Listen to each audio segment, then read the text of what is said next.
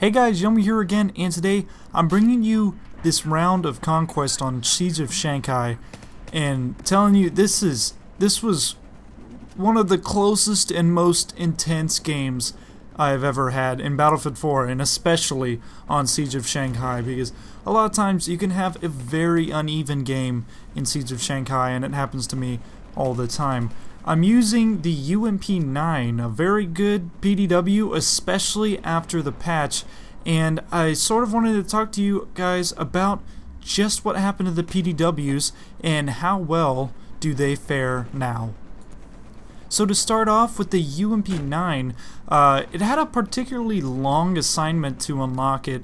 If you guys remember, you needed, I don't know how many, 50 repair ribbons, and that could take a long time, each repair ribbon requiring 6 repairs. So you would have to farm repairs for a good 10 to 20 games in order to get the proper amount of ribbons. So it did take a very long time, but it was completely worth it because the UMP9 pre-patch was one of the best PDWs in the game. It very well mirrors the UMP45, which it looks almost exactly like, but it has a longer clip and a slightly faster rate of fire.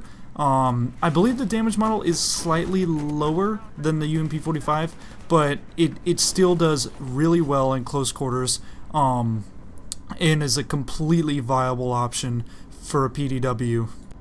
Now, since the patch a couple of weeks ago, the PDWs have become much more useful on the battlefield. All of the assault rifles got that 1 damage nerf, so now they only do 24 damage instead of 25, except for the Scar H and Bulldog, which do 34 damage instead of 35. And this made a huge difference because the PDWs still do 25 damage in close range, which means a PDW will outshoot a assault rifle, except for like the AEK or something with a really fast fire rate in close quarters. So yeah, they've definitely been changed a lot, and their usefulness on the battlefield has been altered quite a bit.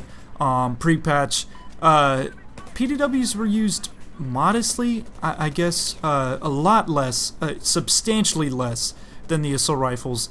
But you did use them every once in a while, and you'd see them quite a bit on the battlefield, especially ones like the MPX that were just amazing in close quarters. They absolutely dominated. But yeah, they are very usable now, and especially the ones with the higher fire rates will outshoot almost every other gun on the battlefield whenever you're in a close quarter situation.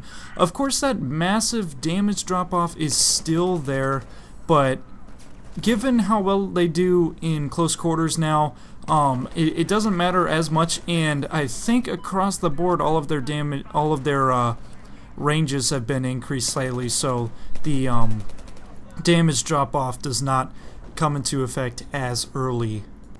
So PDWs are pretty fun now.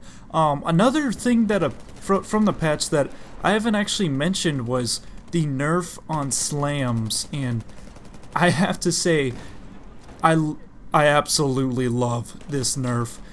It is the most annoying thing in the world being blown up by slams, especially on Siege of Shanghai, because the game designers decided to put like those pieces of paper or whatever they are all over the freaking street. So whenever you go into infrared vision or night vision, whatever it is, so you could see gadgets on the ground, you can't see them at all because everything on the ground is glowing white because of those pieces of paper or whatever they are.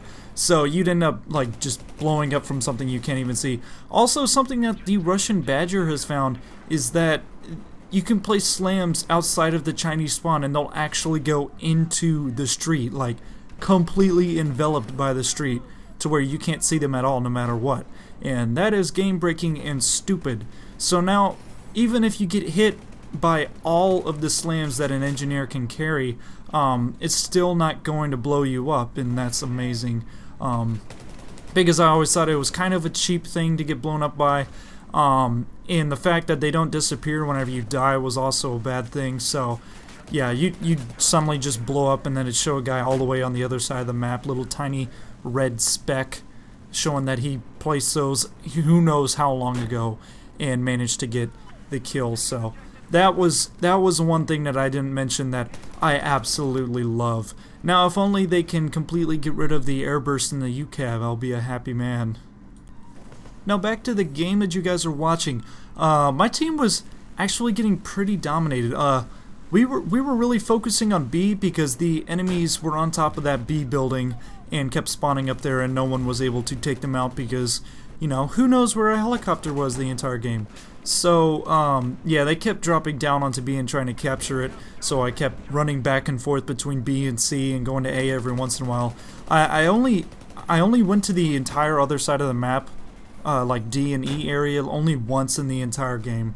But yeah, we managed to take back B every single time, so, and I guess my team was doing a pretty good job on the other side of the map because for some reason we ended up gaining a lot of tickets back, as in like narrowing the gap between our two teams, because they had us by a couple hundred tickets at one point, and we managed to bring it back and bring it so close.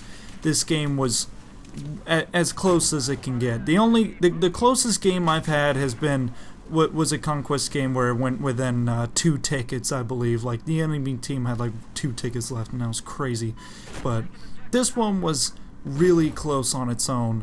And I did surprisingly well, honestly, because the last few times I've been on Shanghai, I have not done that well. But I guess using the PDWs is the right thing on the map. It seems like a perfect fit for a map. Like for each map, there's like a certain weapon or class that just fits it perfectly to where that is like the class or weapon that you need to use on the map. And I think that the UMP9 was the right one, the right choice, because you get a lot of close quarters situations, and it's not completely incompetent at range.